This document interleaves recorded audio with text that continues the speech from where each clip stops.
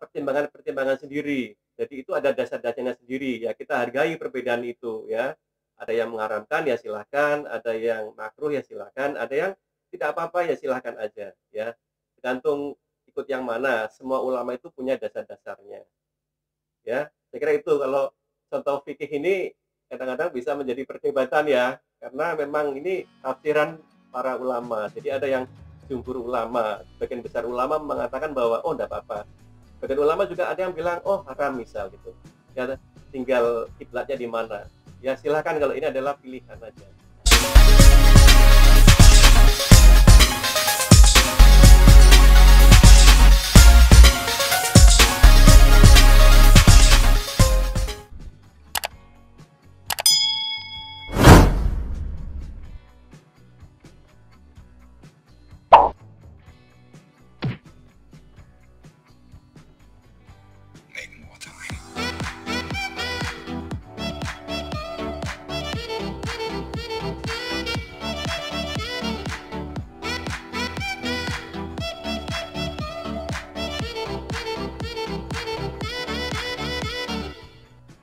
Bismillahirrahmanirrahim. Assalamualaikum warahmatullahi wabarakatuh. Semangat pagi guys. Semoga teman-teman semua selalu dalam kebaikan dan keberkahan yang dilimpahkan oleh Allah Subhanahu wa taala kepada kita semua. Hari ini saya ditemani oleh Renadia Fadila Rani, mahasiswa dari Yayan Salatiga, yang akan mengajukan beberapa pertanyaan yang terangkum dalam WA ataupun dalam DM Instagram yang sudah masuk ya. Oke, tanyanya silakan kalau mau mulai. Pertanyaan yang pertama, di edisi marketing berikutnya ada kata kiasan marketing ibarat pulsa atau singa. Bisa dijelaskan arti dari kiasan tersebut? Lalu menurut Bapak sendiri marketing yang baik itu seperti singa atau Oke, marketing yang baik seperti singa atau rusa. Peran sebagai rusa, peran sebagai singa itu sama-sama baiknya ya. Berarti kalau sebagai rusa berarti harus memiliki kecepatan yang tinggi. Kecepatan yang tinggi bisa didapat ya seandainya orang ini memiliki kemampuan ya. Jadi pada saat orang itu memiliki kemampuan yang tinggi, dia akan memiliki kecepatan yang tinggi pula. Pada saat orang ini berlaku sebagai seorang singa, dia harus sabar ya, harus sabar, bisa handle nasabah, follow up lagi nasabah ya, harus review lagi, mengulang-ulang lagi, mendatangi nasabah lagi. Begitu juga bagi marketing ya yang menjual produk, itu juga harus menjelaskan berulang-ulang, menawarkan berulang-ulang. Itu sebagai singa ya, sabar. Sebagai rusa, dia harus bisa menjelaskan secara detail, harus cepat nih, karena kompetitornya banyak, karena persaingan sebagai seorang marketing di luar itu sangat ketat sekali. Jadi harus memiliki kemampuan yang tinggi, harus memiliki teknik-teknik cara menjual yang baik ya. Jadi itulah antara ibarat rusa dan singa sama saja. Kalau sebagai rusa harus memiliki kecepatan yang tinggi, kalau sebagai seekor singa dia harus sabar. Pada saat posisi di mana marketing itu akan sebagai singa atau sebagai rusa, tergantung dengan kondisi yang dihadapi oleh para marketing. Kira-kira begitu. pertanyaan selanjutnya, mengapa ada empat dasar saja seperti amanah, amanah, kemudian Oke, sifat-sifat dasar, ada 4 sifat dasar itu ya, karena sifat dasar itu adalah sifat Rasul nih sebetulnya.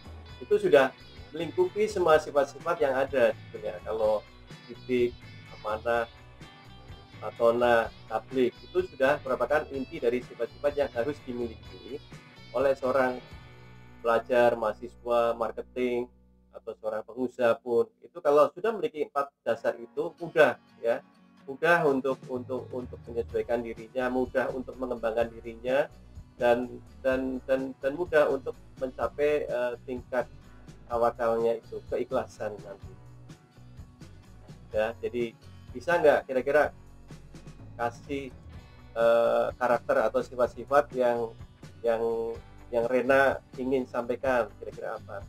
Sifat integritas. Sifat integritas. Kalau sifat integritas itu sudah termasuk ke dalam sitik dan amanah ya. Sitik itu adalah pertanggungjawaban kepada Allah Subhanahu wa taala, hablum minallah. Kalau amanah, hablum minannas, pertanggungjawaban dengan manusia ya. Pada saat orang sitik itu apa-apa yang harus dijalankan ya, apa-apa yang dilarang ya harus ditinggalkan. Amanah berarti orang itu bisa dipercaya ya, dalam menyikapi bisnis atau apapun orang itu bisa memegang teguh kepercayaan yang orang berikan kepadanya. Itu termasuk dalam titik dan fatona. Jadi titik hablum minallah, amanah adalah hablum minannas. Ada lagi ya kira-kira? Profesional. Kalau profesional ya, profesional sudah mencakupi sitik, amanah, fatona, tablik. Karena profesional ini berarti seorang marketing berarti sudah memiliki teknik-teknik, kemampuan untuk menyikapi kondisi saat ini harus yang dilakukan seperti apa ya. Jadi memiliki solusi-solusi, selalu berpikiran positif, selalu upgrade ya, selalu upgrade teknik-tekniknya, selalu upgrade kondisi saat ini, selalu bisa menyelesaikan dirinya dengan lingkungannya. Itu yang termasuk dengan fatonah ya, cerdas dalam menyikapi kondisi saat ini. Kemudian untuk tablik ya, berarti pandai dalam menyampaikan. Kalau menyampaikannya itu mudah dipahami, jelas ya, tidak bercabang. Dia lurus nih dalam menjelaskan itu apa adanya, dari apa yang disampaikan dan realitanya itu sama ya, seperti itu. Lanjut ke pertanyaan berikutnya terkait inspirasi serendipity, bisa diberikan contohnya? Oke, inspirasi serendipity. Inspirasi serendipity adalah penemuan-penemuan yang tidak diduga sebelumnya. Dalam arti ini penemuan-penemuan yang bisa dikatakan didapat dengan tidak direncanakan ya. Misal nih, Rena misal nih ya, pas kebetulan mengerjakan tugas sampai larut malam, lapar. Kebetulan yang ada di rumah hanya satu buah apel. Apel itu dimakan. Ya, ternyata apel itu tidak hanya menahan lapar, tapi tiba-tiba rasa kantuknya hilang. Nah, jadi Rena berpikir atau berasumsi bahwa oh ternyata di dalam buah apel itu ada kandungan zat-zat yang bikin kita tidak ngantuk lagi ini.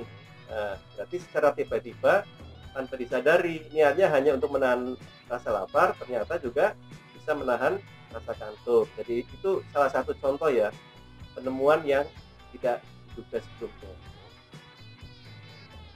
Lanjut ke pertanyaan berikutnya. Mengapa seorang marketing harus memiliki pola kerja Oke, mengapa seorang marketing harus memiliki pola kerja PDCA? Sebetulnya di sini adalah tidak hanya seorang marketing saja yang harus memiliki pola PDCA, tapi seorang yang memiliki usaha pun harus memiliki pola kerja PDCA. Pola kerja PDCA adalah pola kerja yang banyak ya, yang banyak dilakukan oleh orang-orang saat ini. Kenapa? Karena pola kerja ini adalah pola kerja yang paling sederhana ya. Plan pertama, pada saat orang memiliki target, memiliki sasaran kerja, memiliki kisi-kisi untuk melakukan, dia harus memiliki rencana. Setelah memiliki rencana, dia harus melakukan rencana-rencana yang sudah disiapkan itu. Jadi lakukan apa yang sudah direncanakan, jangan menyimpang dari apa yang sudah direncanakan.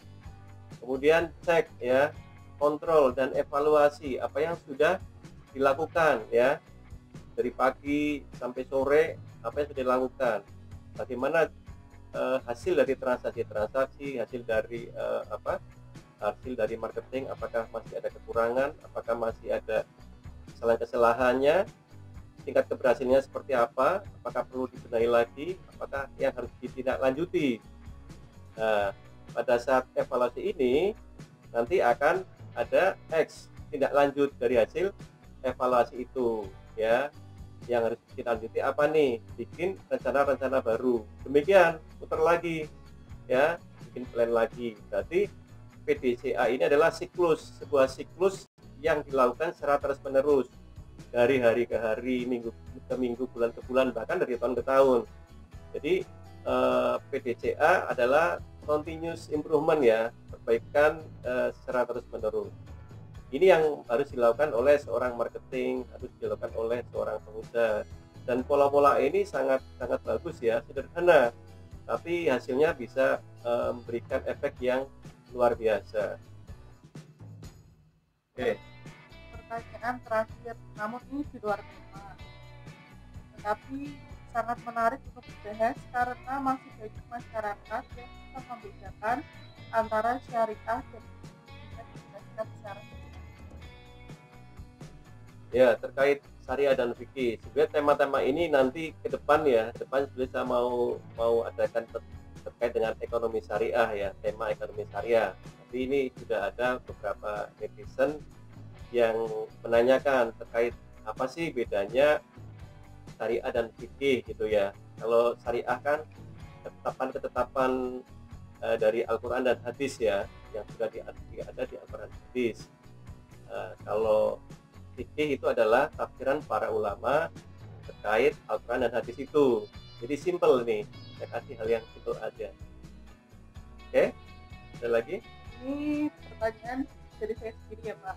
Nah, ini cukup menjebak dari kita, semoga Bapak bisa menjawab. Bisa diberikan contoh nggak dari syariah itu sendiri? Contoh syariah, ya. Contoh syariah mudah, ya. Jadi apa yang diperintahkan, apa yang dilarang, ya. Apa yang diperintahkan dijalankan, apa yang dilarang tidak dijalankan atau dijauhi, ya, seperti itu, ya, atau tidak dilakukan. Jadi contoh syariah nih, kita kan ada 4 macam makanan atau minuman yang haram hukumnya, ya. Misal yang pertama adalah daging babi, yang kedua adalah darah, yang ketiga adalah bangkai, yang keempat adalah khamar, minuman keras, ya. Itu udah jelas, itu 4 itu sudah tidak bisa diperdebatkan lagi dan itu hukumnya udah haram, udah pasti, ya. Jadi tidak bisa untuk diperdebatkan lagi karena itu syariah, ya.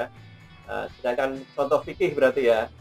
Berarti kalau contoh fikih adalah misal nih merokok, ada sebagian ulama yang mengharamkan merokok itu.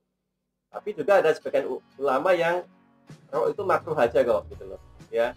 Tapi juga ada sebagian ulama yang rokok itu nggak apa-apa. Jadi di Indonesia ini sebagian ulama itu bikin, oh ternyata merokok itu nggak apa-apa, gitu kan. Nah, jadi tergantung. Jadi semuanya itu benar, ya.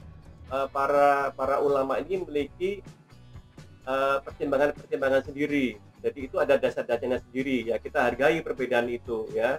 Ada yang mengharamkan, ya silahkan. Ada yang makruh, ya silahkan. Ada yang tidak apa-apa, ya silahkan aja, ya. Gantung ikut yang mana. Semua ulama itu punya dasar-dasarnya, ya. Saya kira itu. Kalau contoh fikih ini kadang-kadang bisa menjadi perdebatan, ya, karena memang ini tafsiran para ulama. Jadi ada yang jumhur ulama, sebagian besar ulama mengatakan bahwa oh enggak apa-apa. Sebagian ulama juga ada yang bilang oh haram, misal gitu. Ya, tinggal kiblatnya di mana. Ya silahkan, kalau ini adalah pilihan aja. Oke, sudah cukup, ya.